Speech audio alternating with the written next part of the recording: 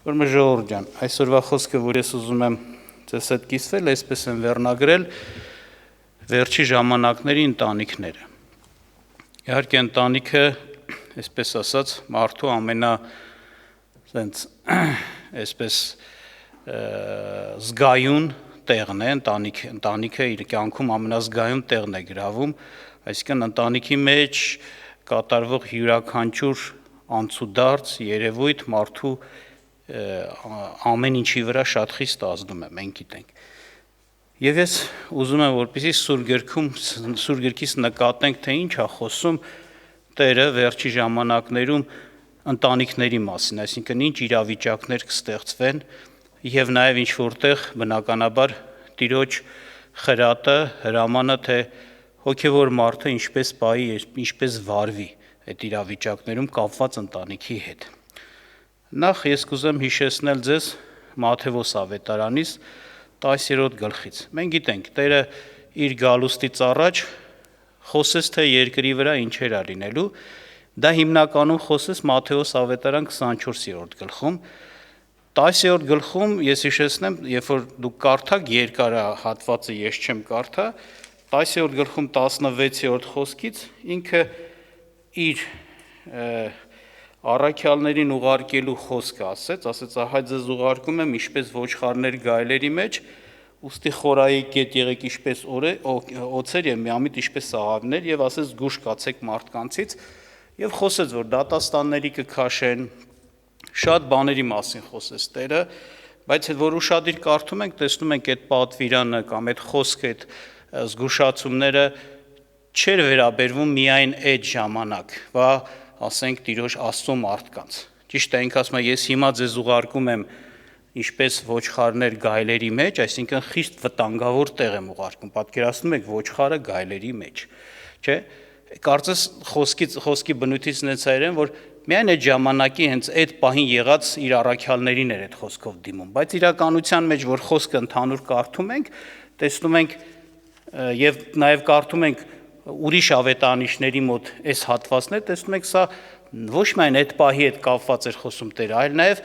վերջի ժամանակների հետ էր հատկապես խոսում, հետ կապված էր խոսում։ Հենց այս հատվածից, այդ 10-րդ գլխից, որ ես 16-ից կարդացի, օրինակ այսպիսի բան է ասում, ասենք 21-ից 23-ում կարդամ, տեսեք, որ պարզ երևում է, համ խոսում է ընտանիքում տիրող ինչ-որ իրավիճակների մասին, համ էլ պարզ հստակ երևում է, որ խոսքը վերաբերում է հատկապես վերջի ժամանակներին, իր գալուստից առաջ իրավիճակներին է վերաբերվում։ Տեսեք ինչ է ասում։ Նույնպես Մատթեոս 10:21-23, որ կարդանք, ասում է. «Եվ եղբայրը եղբոր մահի կմատնե, եւ հայրը որդուն, եւ որդիկ վեր կկենան իրենց ծնողների վրա եւ կսպանեն նրանց, եւ ամենից ատված կատվիկ իմ անունի համար, բայց ով որ մինչև վերջ համբեր է, նա կապրի, եւ երբ որ հալածեն ձեզ այս քաղաքումը, փախեք ուրիշը, որովհետեւ ասում եմ ձեզ, դուք չեք վերջացնի Իսրայելի քաղաքները, մինչև որ մարդի որդին կգա»։ Շայություն դարձեցիք, խոսեց եւ էս ասեց. այս գործողությունները դուք դեռ չավարտած, մարդու որդին իշկանի կգա, այսինքն Տիրոջ գալուստից առաջ իրավիճակն է ներկայացնում, որ այսպիսի իրավիճակ կստեղծվի, այս դուք արեք, ձեզ հալածում են, քաղաքից փախ գնացեք, ասում է, այս քաղաքում հալածեցին, մյուս քաղաքը փախեք, այսպիսի բան ասում, այդ քաղաքները չի վերջանա, մինչև որ մարդի որդին կգա, այսինքն այդ օրերի մեջ է գալու մարդի որդին։ Եվ հետաբար այս իրավիճակը, որ նկարագրվեց, հենց այդ օրերին իրավիճակներ, որ ներկայացվեց, չէ, ընտանիքի մասին խոսեց, հայրեր, որդիներ, ծնողներ, զավակներ, այդ հարաբերությունն է խոսում, նրանց, ասենք, միջև եղած ինչեր կլներ եւ որպես նշաններ աննախադեպ բաներ է ասում եւ հասկացում ես, որ եթե սա նշան է վերջի ժամանակների հետ կապված, սա տարածված է, գլոբալ է, սա, ասենք ասած, ճչացող է, ճնշող մեծամասնության մեջ դες բաներ կլինեն եւ սարսափելի իրավիճակ է նկարագրում։ Չենք ասում բոլորը, չէ, Քավլիցի, բայց շատ է սալնելու սովորականից արտառոց ձեւով շատ, որտեղ նշանը դա է, որ աշկի է զարնում, ընդհանուր ոնց որ ասած ֆոնից ինքը առանձնանում է։ Բոլոր ժամանակներում էլ խնդրեմ եղել է ծնողների եւ երեխաների միջև եւ եղել է նաեւ այո մեկը մեկին անգամ ոնց որ այդ բանը ազգակցական, օրինակցական այդ խիստ մտերիմ հարաբերությունը անգամ հաշվի չեն առել եւ մահվան են մատնել կամ ուղակի մատնել են եւ իրար են սպանել, եղել է դες բաներ, պատմության մեջ հայտնի է ինչ որ պատճառով, ինչ որ հողի վրա, բայց վերջի ժամանակներում դա շատ է լինելու։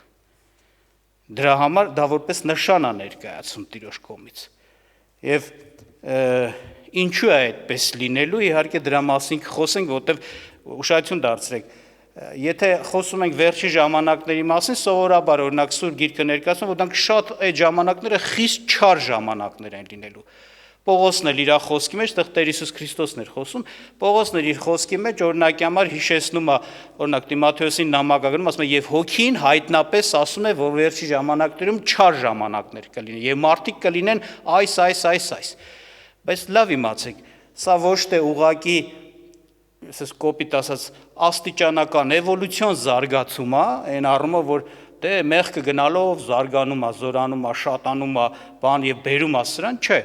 սա, ասենց ասեմ, հատուկ աշխատանքով, համակարգված աշխատանքով, չար մարդկանց, չար պետությունների, չար իշխանությունների կողմից համակարգված ընտանիքի հետ կատարված աշխատանքի արդյունքում է, որ այս իրավիճակը ընտանիքում ստեղծվում է, կամ էլ թե չէ հասարակության մեջ տարբեր իրավիճակներ, որ այդպես արտարոց ձևով ստեղծվում է։ Ոչ թե դե բնական է, որ մարդը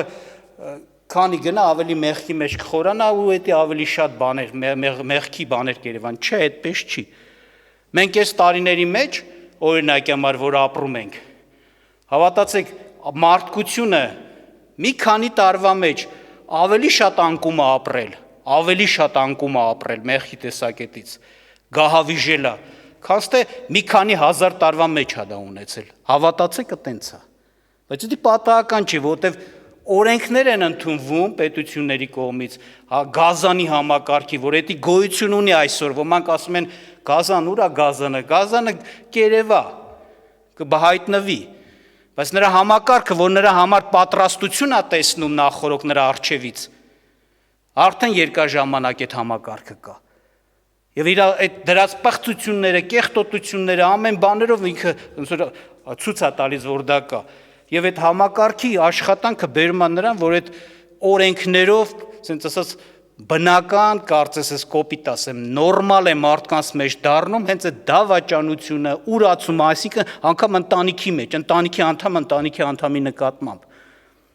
որ առաջ թքում էին այտենցների երեսին, եթե մեկը իր ընտանիքի անդամին կդավաճաներ, հիմա հակառակ մեդալ են տալիս, այս կոպիտ ասած, օրենքով մեդալ են տալիս, խրախուսում են, որպես հավատարիմ քաղաքացի, որպես, ասենց ասած, ակտիվ քաղաքացի, որ կարծես թե արդարության համար պայքար է մղում։ Էսի սատանայի սուտն է, էլի, որ դավաճաններ է ստեղծում, մատնիչներ է դարձնում հենց ընտանիքի անդամին։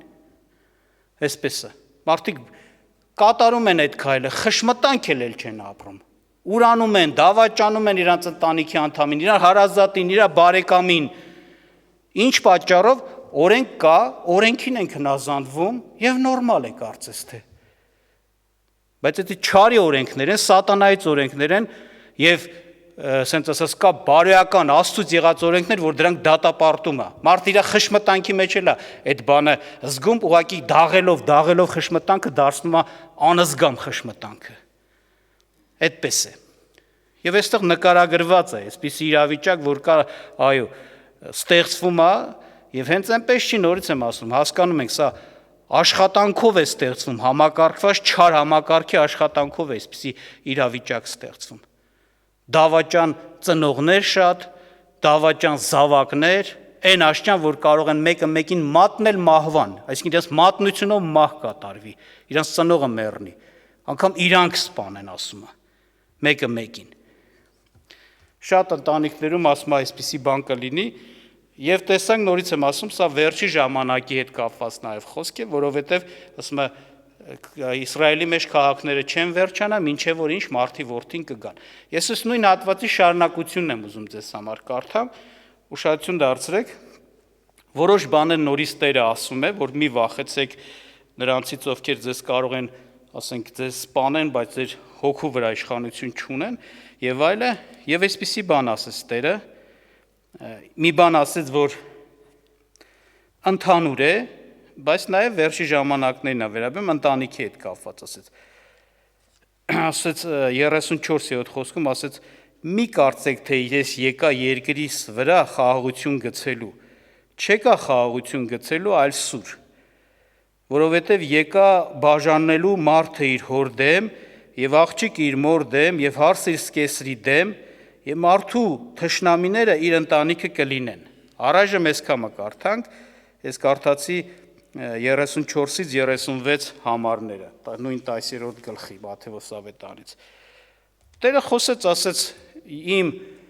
գործի հետևանք, այսինքն մենք գիտենք Քրիստոսը եկավ եւ մարդկության համար խաչվեց։ Նա մեր բոլորի մեղքերի համար մեռավ ու հարություն առավ եւ ինչ կատարվեց սրանով։ Այսպիսի բան իրականացավ։ Մարդիկ եղան, որոնք ընդունեցին Քրիստոսին, խաչյալ եւ հարություն առած Քրիստոսին, որպես իրենց Տեր, որպես իրենց Փրկիչ։ Բայց մարդիկ էլ եղան, որոնք մերժեցին։ Եվ աշխարհը, մարդկությունը երկու մասի բաժանվեց, Տերը սրա մասին է խոսում։ Նրանք, ովքեր Քրիստոսի կողմն են, լույսի մեջ են, Քրիստոսի հետ են, եւ նրանք, ովքեր հոգեվոր sense աշխարհում Քրիստոսի հակառակորդի կողմն են։ Դրա համար տեղ կա Տեր ասեց, ով մեր կողմը չի, մեզ հակառակ է, այո, բաժանված է երկու մասի, երկու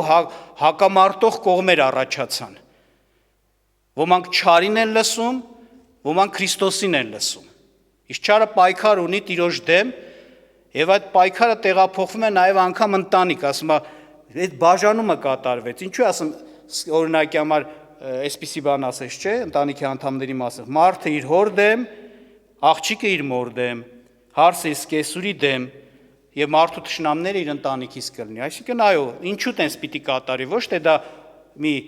պարտադիր պայման է, որ այդպես էլ պիտի լինի, այլ վենտ ընտանիքում, որտեղ որ օրինակի համար տղան հավատացյալ է, հայրը հավատացյալ չի, արդեն այդտեղ այդ երկու կողմերի հակամարտությունը կա։ Այդպես է։ Մեկին Աստվածը առաջնորդում Քրիստոսը, մյուսին չարն է առաջնորդում։ Եվ բազում հարցեր կլինեն, որոնց մեջ նրանք երբեք չեն կարող միաբանվել, որտեղ նա մեկը Քրիստոսի միտքն է ընդունում, ուզում է Քրիստոսի միտքով առաջնորդվի, մյուսը չարի միտքն է ընդունում եւ անպայման բնական է, ուզում է նրան ճնշած, հալածած, նեղած լինի։ Եվ այդ հակամարտությունը, անխաղաղությունը ընկավ, այո։ Տեր ասում է, իմ գալուստով այդ բաժանումը կատարվեց։ Այսպես է։ Եվ այսպիսի բան ասեց, ամփոփում կատարեց, եւ մարդի թշնամիները ինչ կլինեն, իր ընտանիքը կլինի։ Այո, այդպիսի ընտանիքներ կլինեն։ Հարցը էս չի, որ սենց ասեմ, բոլոր ընտանիքները հենց այդ իրավիճակի մեջ են։ Բնական է, մենք գիտենք հենց հիմա էլ տեսնում ենք, վերջի ժամանակներում էլ կլինեն այնպիսի ընտանիքներ, որոնց բոլոր անդամները ինչ են, օրինակ Քրիստոսին ընդունած մարդիկ են։ Քրիստոսին ընդունած մարդիկ են, հավատացյալ մարդիկ են։ Հիմա մեր մեջ էլ ընտանիքներ կան, որ կարելի ասել երկու կատեգորիայի, երկու խմբի կարելի է բաժանել։ Ընտանիքներ, որոնք բոլորը Քրիստոսին են ընդունել այդ ընտանիքում, ընտանիք, որտեղ որ մի մասը Քրիստոսին ընդունել է, մյուսը չի ընդունում։ Ընտանիքի մյուս անդամները չեն ընդունում։ Ես կուզեմ այս երկու բանի հետ կապված էլ խոսեմ որոշ խրատներ, ոնց որ ասած Աստծով տամ, մեծ հաջողությունա ու մեծ օրհնությունա վերջի ժամանակների դժվարությունների, ասենց ասած, ֆոնի վրա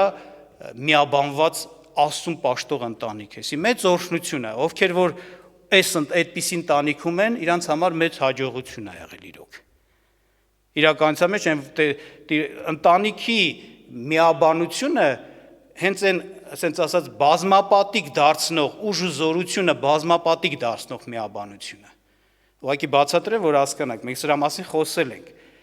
Երբ որ օրինակ համար մեկը աղոթք է անում իր հոգսի համար, իր երեխայի համար, մենք էլ միաբանվում ենք, շատ ժամանակ մեր միաբանությունը այն, ասենց ասած, մեր ավելի ճիշտ մեր հոգս քաշելը այն կարգի չի, ինչ որ ասենք այդ բանն է, ասենք մայրը իր զավակի համար է անում։ Դու ուզում ես օգնես իրան, բայց ավելին էդի կարծես թե իր հոգսն է, դու ուզում ես հոգսի տակ մտնես, որոշակի օգնես միաբանվելու։ Բայց օրինակ պատկերացրեք, ընտանիքի մեջ երեխան հիվանդացել է, ծնողները աղոթք են անում։ Կարող է հայրը ասում է, դե ես իմ կնոջ հոգսն է, ես այնքան որ իրան օգնեմ, չեմ ուզում եմ, որ իրոք նրա զավակը առողջանա, չէ։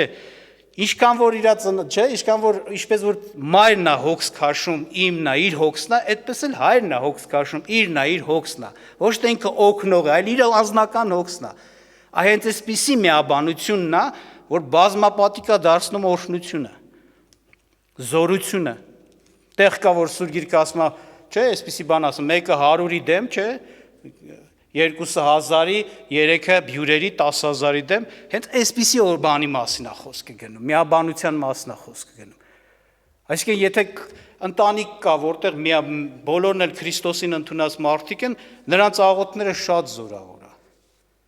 Նրանց միաբանությունը շատ զորավոր է։ Նրանց գործադրած իշխանությունը շատ զորավոր է։ Դրա համար ուղղակի ես եմ ասում, ինչու եմ սա շեշտում։ Նրանք, ովքեր այդ ընտանիքում են, գնահատեք դա։ Ես գիտեմ, որ շատ ընտանիքներում, որ միաբան կա, այսպես ասած, հավատացյալներ են բոլորը, բայց շատ հոգսեր ամեն մեկը իր համար է աղոթք անում, մեսկի միաբան հոգսեր նորմալ չունեն։ Չեմ ասում մենք անձնական աղոթներ պիտի չունենանք, անպայման միաբան ընտանիքի հետ, չէ, բայց հաստատ պետք է նաև միասնական աղոթներ ունենան, միասնական կարիքներ, հոգսեր, անհանգստություններ, միասնական թշնամի, պատերազմ, պայքար։ Սրա համար էսի մեծ օրհնություն է, իմ խրատը էս է, խորհուրդը էս է Աստծո, որ գնահատեք սա եւ ձեր միաբանությունը օգտագործեք։ Միասին եղեք, միաբան եղեք, աղոթների մեջ եղեք, ծոմ պահեք, եթե պետք է, իշխանություն գործադրեք միասին։ Սենց նաև ինչ որտեղ այս օրերը այն օրերն են, որ մարդը պիտի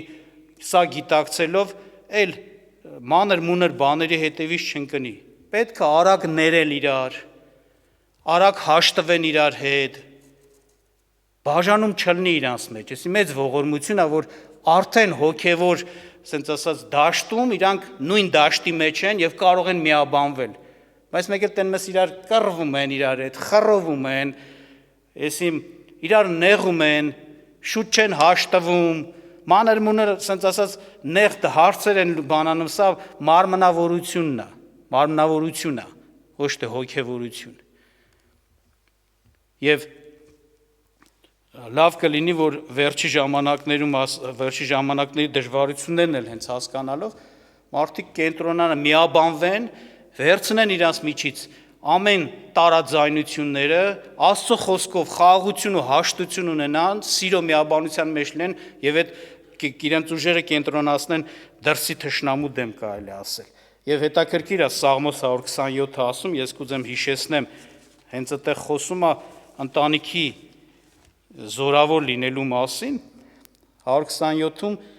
3-ից 5-րդ խոսքերը ասում է. ահա որդիքը Տիրոջ ժառանգությունն են, եւ որովայնի պտուղը նրա վարձքը։ Ինչպես որ նետերը զորեղ մարդու ձեռքում, այնպես են երիտասարդ որդիքը։ Երանի այն մարդին, որ իր կապարճը նրանցով լցրեց, նրանք չեն ամաչի, երբ որ թշնամի հետ խոսեն դռան մեջ։ Տեսնում եք, խոսում է նրա մասին մի ընտանիք, նախ ասում է, որովայնի պտուղը եւ որդիները, որ այդ որովայնի պտուղն են, Տիրոջ ժառանգությունն ու վարձքն է, այսինքն օրհնություն է էսի մարդու համար։ Բայց բնական է այն մարդու համար, որի որդիները ինչ են, հնազանդ որդիներ են, լսող որդիներ են, մարդու համար, որի որդիները նույն Տիրոջն են պաշտում, իր Քրիստոսին պաշտող որդիների մասն է խոսքը։ Այսօր մարդիկ շատ մարդիկ երանի են տալիս, ես շատ եմ լսել ծնող, երանի էսի ծնված չլներ ասում, իր որդու համար։ Կյանքները կերել է, դրանց համար կարաս ասես, որ Իսուսի օրհնություն է դառը իր ծնողի համար, չէ՞։ Բայց ես հիմա խոսում եմ այն ընտանիքի մասին, որտեղ իրոք Քրիստոսով միաբանություն կա, տեղի ընտանիքի բոլոր անդամները, որդիները իրոք օրհնություն են։ Եվ դա նմանեցրեց սրան, ասում է, զորավոր մարդ է, որի կապարճը նետ ունի եւ որի կապարճը ինչա, լցված է շատ նետերով, այսինքն այդ շատ նետերով ինքը կարա իր շատ թշնամիներին խոցի, շատ թշնամիներից պաշտպանվի, շատ թշնամիների դեմ դուրս գա, որովհետև իր զենքը տեղին է։ Որդիները ասում է դրան են նման։ Եվ ինքը իր թշնամիների հետ իր դռանը խոսելիս ասում է ինքը չի ամաչելու, որովհետև ոնց ասած ուժ կա, զորություն կա, ինքը մենակ չի, իր որդիները իր համար ուժ ու զորություն են։ Այդպես է նաև մեզ համար։ Դրա համար, բայց ես եմ ուզում ասեմ, չարը միշտ ուզում է միաբանությունը խառնի, ներքին պառակտում գցի, բաժանիր, որ տիրիր, այսպես։ Մեկ էլ այս հարցը, այն հարցը հոգևորներն են սկսում իրար բսկտել իրար տան մեջ։ Էսի ասենց ասած դժբախտություն է կարելի ասել, ուշադիր լինենք, կարողանանք նորից եմ ասում, հասկանալով մանավանդ իրավիճակի լրջությունը, օրերի չարությունը, թողնենք այդ ամեն ինչը, խաղվենք, միաբանվենք, իրար ներենք Քրիստոսով, միասին Քրիստոսով պայքարի մեջ մտնենք չարի դեմ։ Տիրոջ գալուստը ահա դռների մոտ է, գալիս է, շատ մոտ է, դուռը կբացի ու Տերը կմտնի, լավ իմացեք։ Թող Աստված օրհնի մեզ, որ մենք իրոք գնահատենք սա, իսկ մյուս կողմը, ինչպես ասեցինք, ինչ խոսեց Տերը, ասենք ստեղ, ասեց մարդու թշնամիները ինչ, իր ընտանիքը, չէ՞ կլինի, այո, այսպիսի ընտանիքներ էլ կլինեն, որտեղ ընտանիքի անդամները թշնամություն կանեն մյուս անդամներին, իհարկե Աստծո որդիները խաղաղության որդիներ են, խաղաղության որդիներ լինելով նրանք երբեք չեն հարցակվում, չեն ճնշում, չեն նեղում, այդպես բան է, ասենք խաղաղություն են, բնական է, մյուսները դա կանեն, այսպես կարելի ասել։ Բայց նաև այս պիտի ասեմ, նոր մի քիչ առաջ որ ասեցի, իրավիճակը վերջի ժամանակներին գնում է նրան, որ պիղծը ավելի պղծվի, սուրբը ավելի սրբվի։ Եթե ընտանիքում օրինակի համար սենց խելոք զավակ կա, որևէ ամուսին կա եւ այլն, որ խնդիր չունի քո հավատքի հարցերի հետ կապված, չի նեղում, չի դժվարություն չի ստեղծում, դրանով սենց բան չանենք, որ լավ է, ինչ ա եղել, որ թեկուզ անհավատա ոչ մի խնդիր չի առաջացնում, ինչ թշնամի ինձի, գուցե, բայց իրականության մեջ եթե Տեր ասեց, ով որ մեր կողմը չի, ինչ, մեզ հակառակա, լավ իմացեք, եթե չի ընդունել, չի ընտրել Քրիստոսին, հակառակորդը կարա ամեն ժամանակ իրան օգտագործի։ Մանավանդ ասում եմ, ոնց է օգտագործում, նոր մի քիչ առաջ ասեցի, հատուկ օրենքներ են դրվում, որ հենց այդպես։ Եթե հավատացյալ չի մարդը, օրինակ, օրենքին մեռնեմ կարծես թե, տո ծնողի վրա գործ էլ կտա, բողոք էլ կներկայացնի, միլիցիա էլ կտա, իմ իրավունքները, մարդու իրավունքներ, երեխայի իրավունք, կնոջ իրավունք, սուտի իրավունքներ, որ գրվում է, ծայրահեղություններով օրենքներ են ընդունում, ասենց ասեմ, չար օրենքներ։ Այդ բաներով խախտվում է ոնց, կարծես թե նորմալ է, խախտում են, ես էլ բան եմ անում։ Բա որ դուք մի տուն եք, մի ընտանիք եք, քուր եք, աղբեր եք, հարազատ եք, ծնող եք, ասենք ծնողը տա կամ կին տա, ամուսին տա, էդի հեչ, էդի ոչ մի նշանակություն չունի, ապերախտություն է, չարություն է։ Եվ այլը։ Համենայն դեպս, բացի դրանից գիտենք նաև մի բան է, Ժողովուրդ ջան, այս վերջի ժամանակների մեջ նաև այս հարցը, որ մարդը տոտալ հսկողության տակ է դրվում։ Սուրբ Գիրքը ասում է դա, որ պիտի կնիկ տրվի եւ հասկացվում է նաև այս օրերի մեջ դա հանդիսանում է համապատասխան մարդու համարով չիպեր։ Եվ այսօր մարդկությունը հասել է տեխնոլոգիական հնարավորության, որ կարողանում են մարդու մտքերը կարդալ այդ դրած միջոցով, մտքեր տալ, զգացողությունները ասենց անցալել, թե դու քո սրտի մեջ, մտքի մեջ ինչ զգացողություններ ես ապրում, տխրում ես, ուրախանում ես, մտածում ես, անհանգստանում ես, թե խաղաղ ես, կարող են ուրախանում ես, թե բանեսան, կարող են հենց նմանատիպ բաներ փոխանցել մարդուն։ Հիշում եմ մեկը խոսում էր մի հաղորդման ժամանակ եւ դի լուրջ բաներ, նես չէր որ չափազանցված, որ ասում է մարդուն բաներ են տալիս, իմպուլսներ են տալիս համապատասխան, որտեվ այդ ասենք ներվային իր այդ համակարգին ուղին եւ մարդը հենց այնց օթի միջի տեղը ժամերով կարող է ծիծաղի։ Այսինքն ղեկավարվում է մարդը։ Այսպես է։ Ումս երկու կարևոր գործն է գործում մարդու վրա, ընտանիքի անդամի վրա ազդող, որ այսպիսի իրավիճակ կարա ստեղծվի եւ պետությունը նաև այսպես չար օրենքներով է սովորական դարձվում թշնամություն անել ընտանիքի անդամին։ Նորմալ նորմ ասենք ասած կյանքի նորմա դառնում դա։ Ու շատ այդ եվրոպական երկրներում նորմա։ Երեխան ծնողին ծախի կամ ծնողը երեխուն մի բան ասենք կամ ամուսինները եւ այլը կամ հարևան հարևանին բարեկա այսպես նորմա դառել էդի։ Ինչ եմ ուզում ասեմ, եթե այդպիսի իրավիճակ կա, մարդը բնականաբար այսպես ասեմ էլի, գուցե հանգիստ է իր ընտանիքի հետ կապված, որտեղ հիմա խնդիր չունի, բայց ապագայում կարա խնդիր առաջանա։ Ու Սուրբ Գիրքը հենց դա ներկայացնում է, որ կառաջանա, որտեղ անենց իրավ չար ժամանակներ են, որ այդ բանում շահագրգռվող, ասենց ասած, կառույցները իրենց աշխատանքը տանում են հատուկ այդ ուղղությամբ։ Եվ բնականաբար կատարվում է այս խոսքը, որ ասում մարդու թշնամին իր ընտանիքը կլինի։ Այսինքն անգամ գիտես ոնց է, մարդիկ չեն թողի, որ ընտանիքի անդամը, որ խելոք է, լսող է, թեկուզ Քրիստոսին չի ընդունել, բայց հնազանդ է քո երեխան կամ բանանող չի, նեղություն տվող չեն թողի, որ այդպես մնա։ Մարդիկ կան անգամ գիտեք ոնց է, ինչ որտեղ իրանց սրտում մի քիչ հույս ունեն, հույս են փափագում այս հարցով, ասում են դե որ չի պավորում ալնի, ես լսել եմ այդպես բան, դրա համար եմ ասում, չի պավորում ալնի, ընտանիքի անդամներ ունենք, որոնք Քրիստոսին չեն ընդունում, գոնե այդ առնել ծախելը նրանց միջոցով կլինի, շատ նեղություն չենք ունենա։ Բայց հասկանում եք, մենք ապրում ենք գազանի համակարգի ժամանակներում։ Իրանք գազան են, այսինքն անխիղճ։ Եվ գազան են սարքում մարդկանց էլ։ Այն երեխենք ամեն ընտանիքի անդամը, որ օրինակի համար բանա, այդ հիմա այո աշխատում է, բերում ընտանիքին օգնում է, դու վստահ եղի, որ եկուցել նույն բանը կարա լինի։ Հենց թեկուզ իրանց հսկողության միջոցով կարան գազան սարքեն քո ջանին գցեն։ Այդպես է։ Դրա համար ասում մարդու թշնամին ինչ իր ընտանիքից կլինի։ Մարդու ամենամեծ դժվարությունը իր ընտանիքից եկող դժվարությունն է, այո։ Մարդը կա հիշում եմ, ասում էր, ինչ կլինի, որ ընտանիքի մի անդամը ուղղակի ոնց որ իրան ժերտվա տա, զոհաբերի, այդ չի պավորվի, որ մնացածները իր հնարավորություններից օգտվեն ապրեն, այմար դուք չգիտեք, այնց հանգիստ չեն թողելու մարդուն, իրանք ամեն ձևի մարդուն ստրուկ են դարձնելու, կամազուրկ, ոչ զգացողություններդ, ոչ կամքդ, ոչ ընտրությունդ, ոչ գաղափարտ ու միտքդ քոնը չի լինելու, իրանցն է լինելու, երբ ուզենան, ինչ ուզենան դնեն, տենց է դարձել այս ժամանակները։ Վստահ մի եղեք։ Այսինքն,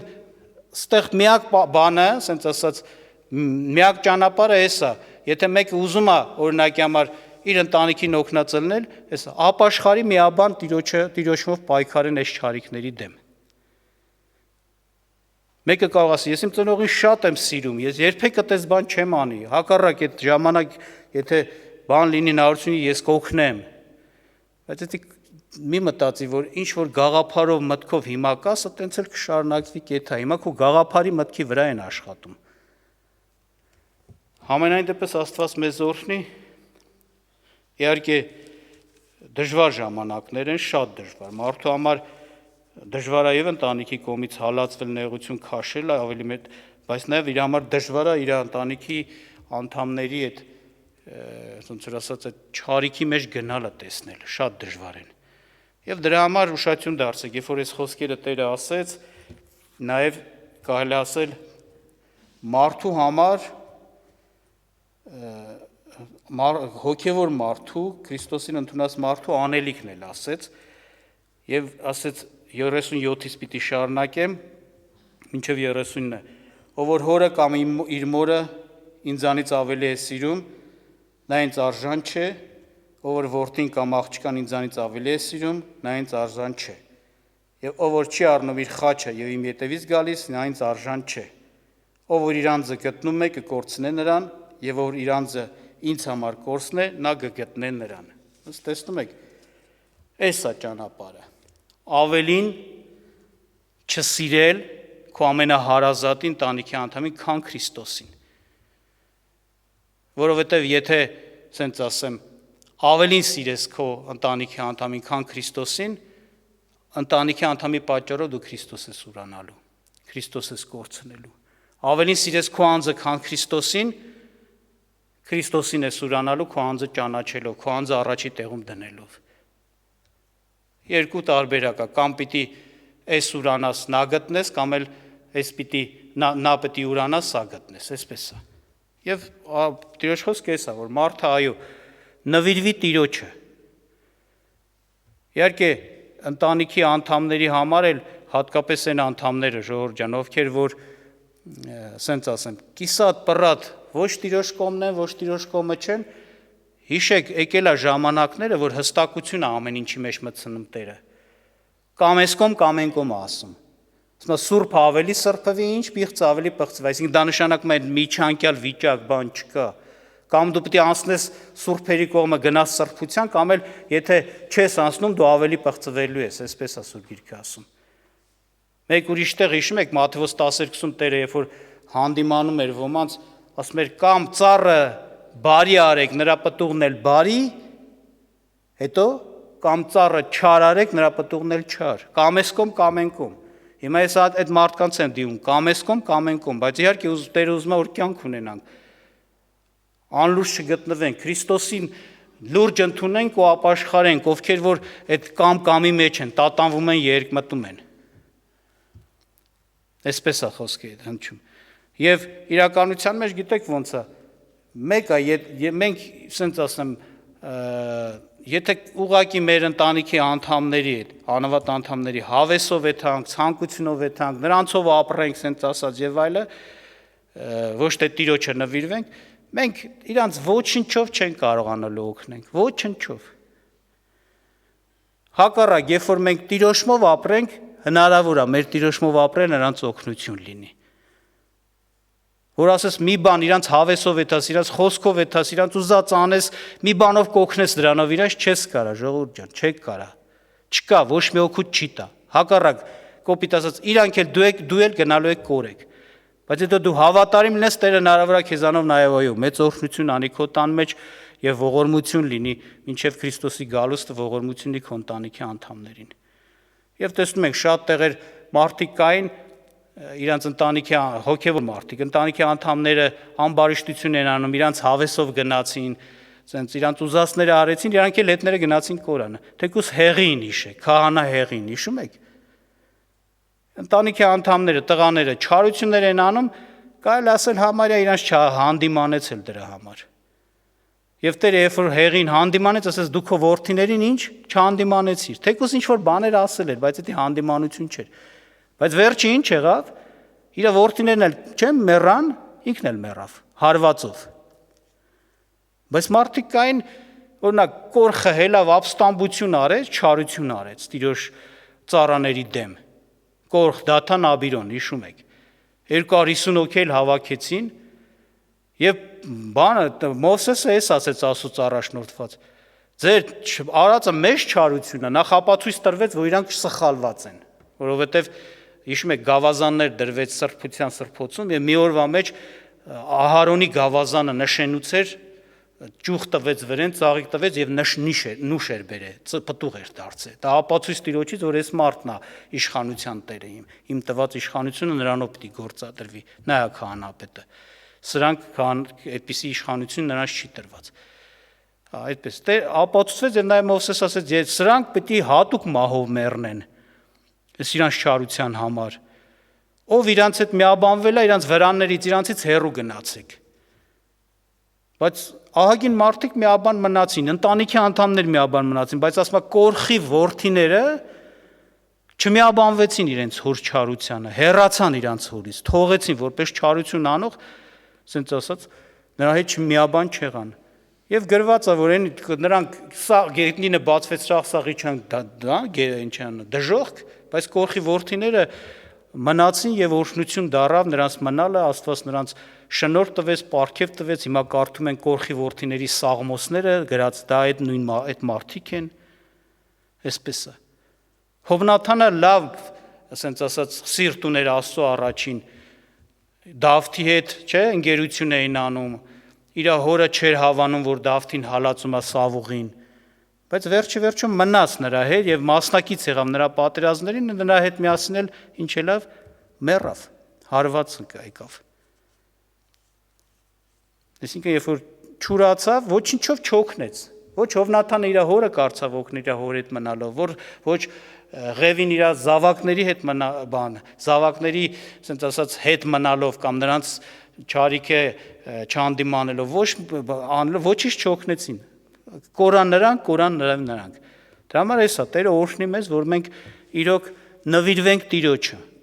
Մեր նվիրումը մենակ կարա օգնի մեր ընտանիքի անդամներին։ Իսկ ովքեր էլ որ կիսատ, պռատ, անենց տատանման մեջ են, թող շուտ արագացնեն իրանց ընթացքը։ Որտեվ Տերը ասում է կամ ծառը բարի արեք, պտուղն էլ բարի, կամ ծառը չար արեք, պտուղն էլ չար։ Այսինքն կամ էս կողմ, կամ այն կողմ, նես չի որ Տերը համբերելու է, այդպես չի լինելու։ Մանավանդ օրերի մեջ ժողովուրդ ջան, եթե մարդը լուրջ չտրվավ, չնվիրվեց Տիրոջը,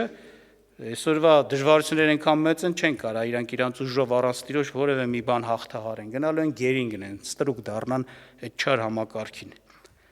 Դրա համար գրված է նրանք հաղթեցին Գազանին, որոնց անունները գրված են որտեղ գառան կյանքի գրքի մեջ։ Աստված թող մեզ օրհնի, որ մենք իրոք ընտրենք Տիրոջը եւ Տիրոջը ավելի սիրենք, ավելի նվիրվենք եւ ավելի ցած ասած հեղինակություն տանք ու առաջնորդվենք, քան թե մեր ամենամոտիկ ընտանիքի անդամներին։ Սրանով մենք նաեւ օգնված կլինենք նրանց։ Ինչ որտեղ ոնց որ ասում են, ինչ որ կորցնես կգտնես, գտնել կտա նաեւ Տերը։ Ամենայն դեպս Տերը գիտի, բայց էսա միակ նրանց օգնելու ճանապարհը։ Աստված օրհնի մեզ, որպեսզի մենք իրոք ճիշտ վարվենք եւ հավատարիմ գտնվենք Տիրոջը։ Այսքանն է ուզում ձեզ հետ խոսել, ժողովուրդ ջան, որ մենք տեսնենք, թե ինչ իրավիճակներ է ստեղծվում վերջի ժամանակներում ընտանիքներում եւ որն է մեր պահվածքը, նայած թե մեր ընտանիքը ինչ կարգավիճակի իրավիճակի մեջ է։ Կուզեմ որպեսզի աղոթ քանենք հենց մեր ընտանիքների համար, որտեղ որ հոգևորներ են, խնդրենք Տերը ավելի սիրո, միաբանության, խաղաղության կապով, զորավոր կապով կապի եւ զորավոր անի այս հոգևոր պատերազմների մեջ։ Իսկ որտեղ որ բաժանում կա, ինչպես Տերը ասեց, Տերը ողորմություն անի, որ Քրիստոսով խաղաղություն գա այդ տների մեջ եւ ապաշխարեն ընտանիքի մնացած անդամները։ Աղոթ կանենք։